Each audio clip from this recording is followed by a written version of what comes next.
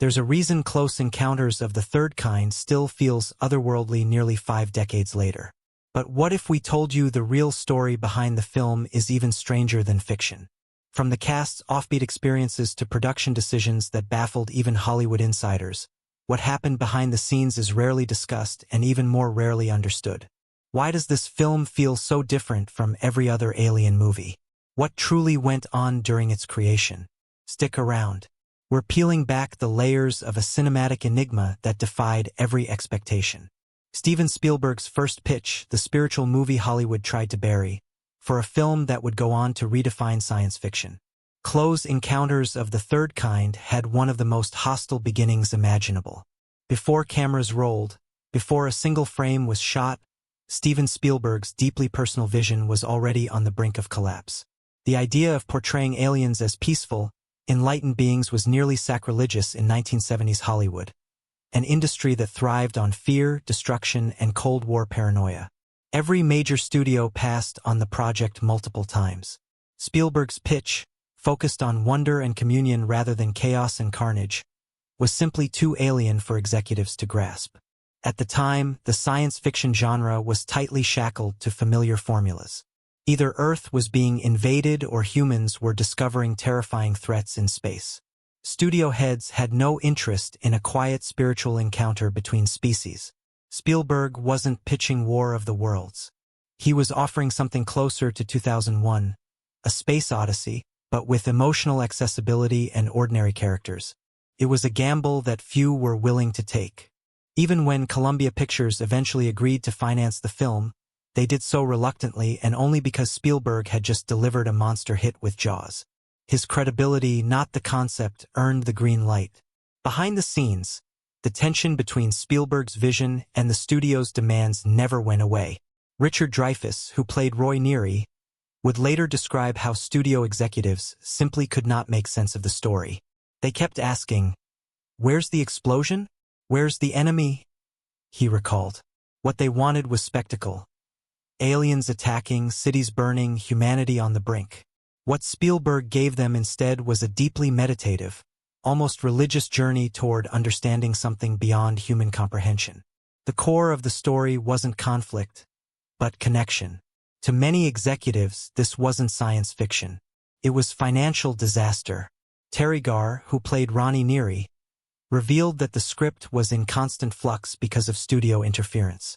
Early drafts leaned heavily into invasion tropes with hostile alien forces and more traditional action beats. But Spielberg fought back.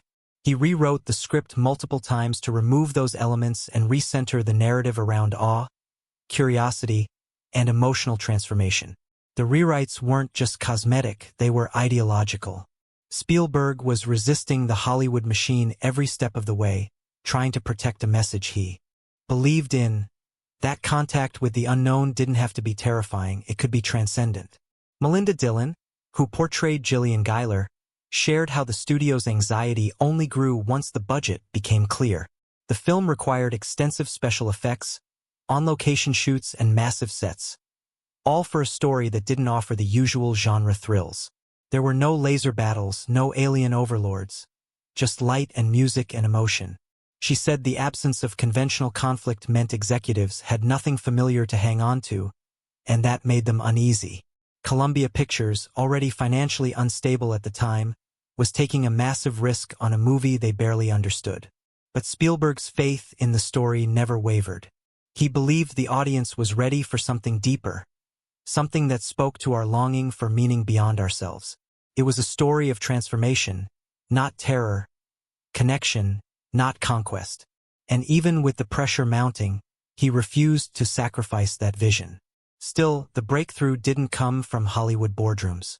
It came from the land, specifically from a sacred mountain that Spielberg believed could speak for humanity itself.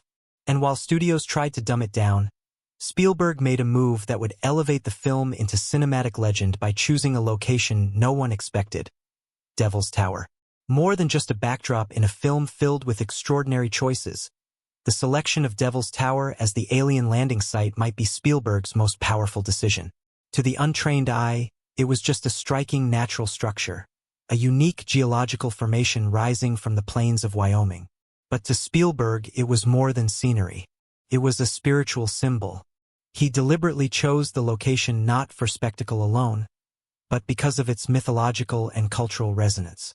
Native American tribes, particularly the Lakota, Cheyenne, and Kiowa, have long considered the site sacred. In their oral traditions, the tower represents divine intervention, communication with the beyond, and the meeting point between worlds. For a story about transcending human boundaries, there could be no more fitting setting.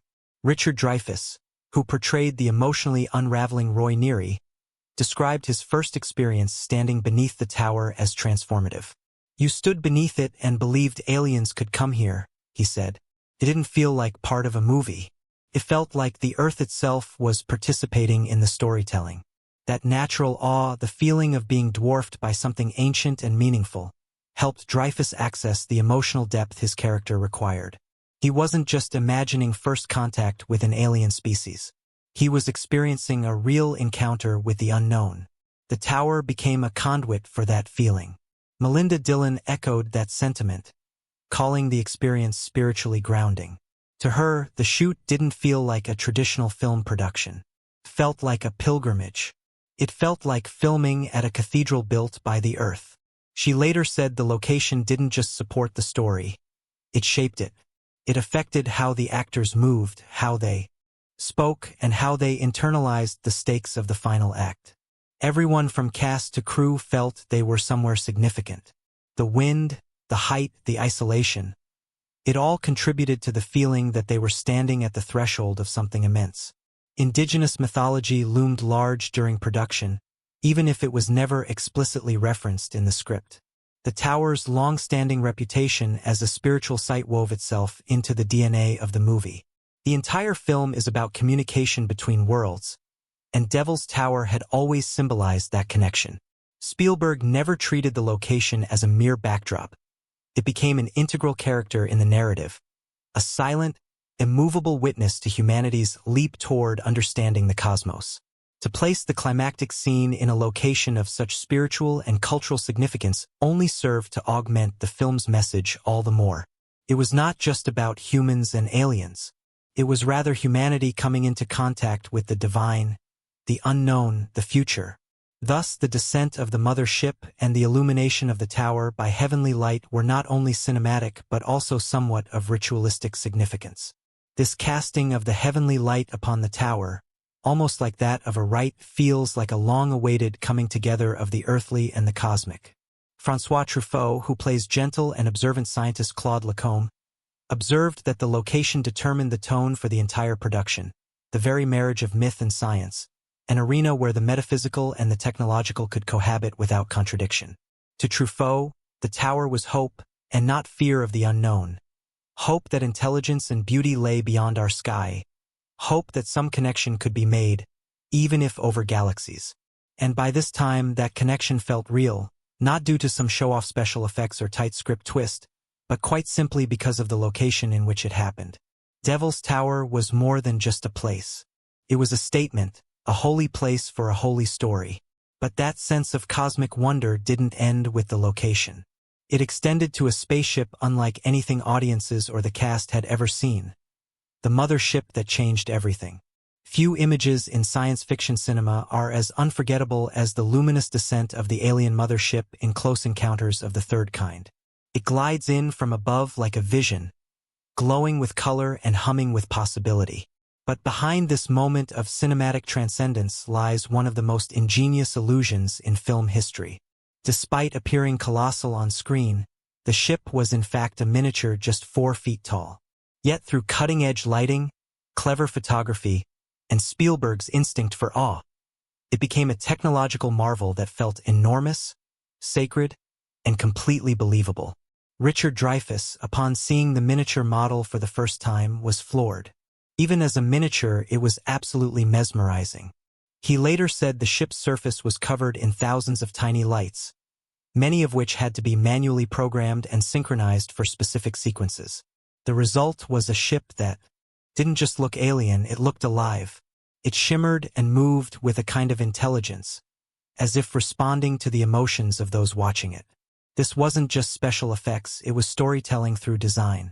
What made the experience even more powerful for the cast was that the effects weren't added in post-production. The famous light and sound show wasn't just imagined. It was performed live on set. Cast members reacted in real time to a dazzling display of lights, colors, and musical cues.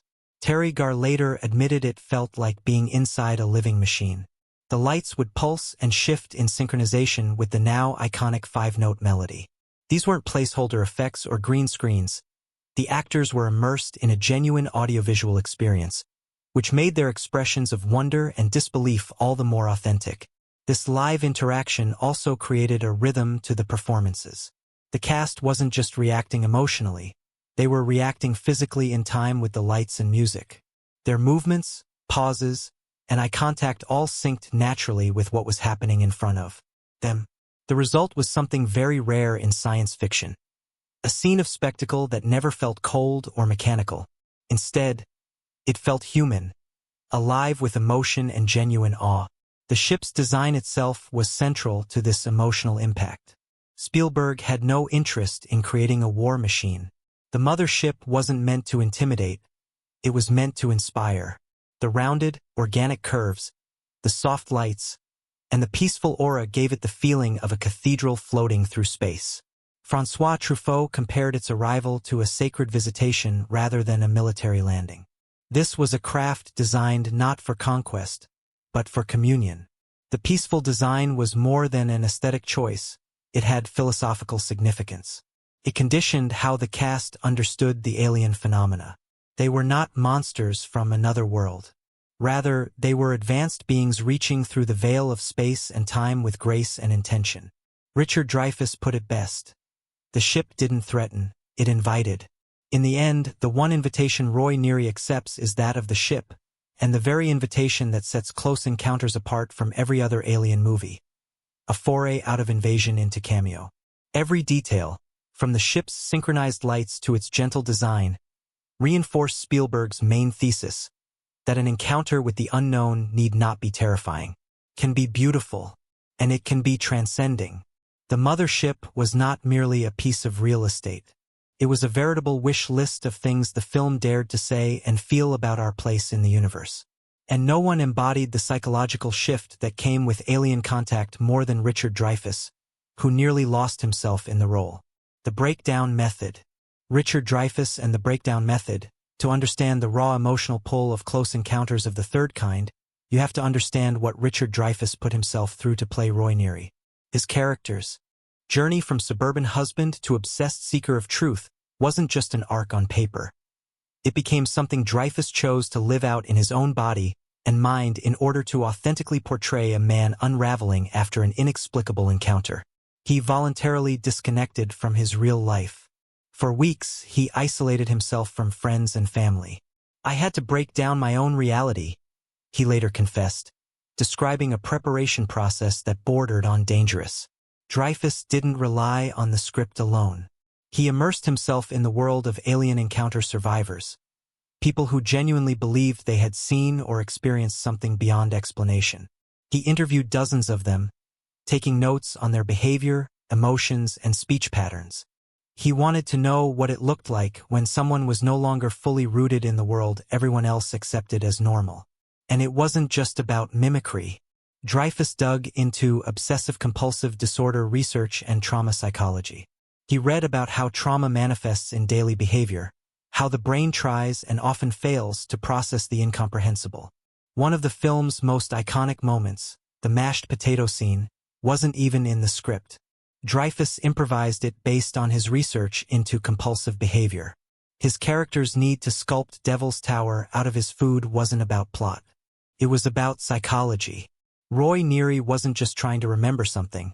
He was trying to make sense of a truth his conscious mind couldn't contain.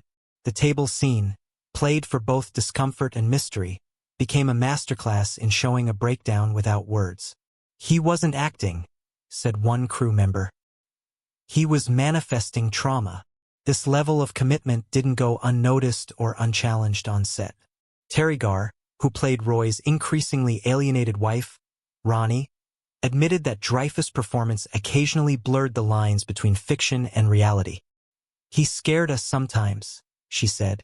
You weren't sure where Roy ended and Richard began. His obsession, so vividly channeled, forced the rest of the cast to respond with genuine unease. Every scene with Dreyfuss carried a weight that couldn't be faked. His character was breaking, and that break was real enough to ripple through every interaction. More than anything, Dreyfuss' method acting influenced not only performances but the very tone of the production. His intensity was instrumental in creating the atmosphere of disorientation and reality slipping away that Spielberg was trying to establish. This was not some sort of emotionally distant sci-fi. This was raw, in your face, and unsettling. Roy wasn't your typical hero. He was the man falling apart, losing his family, neglecting his job to chase after a vision that no one else could see. And Dreyfuss made you feel that falling apart. In a sense, Roy Neary became an avatar for humanity, caught between what is known and mundane, drawn to the grand, but hardly able to explain his attraction. That's what made it resonate. It was about aliens. It was also about what happens when the world you know starts.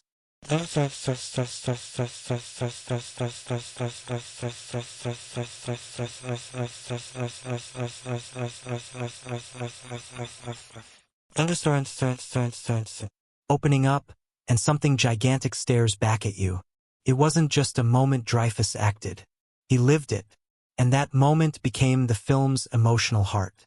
But if Dreyfuss was the emotional core, the film's intellectual and artistic weight came from the most unexpected cast member. An icon of European cinema, François Truffaut. François Truffaut, art film meets blockbuster. When Steven Spielberg cast French New Wave legend François Truffaut in Close Encounters of the Third Kind, it wasn't just an unusual decision. It was radical.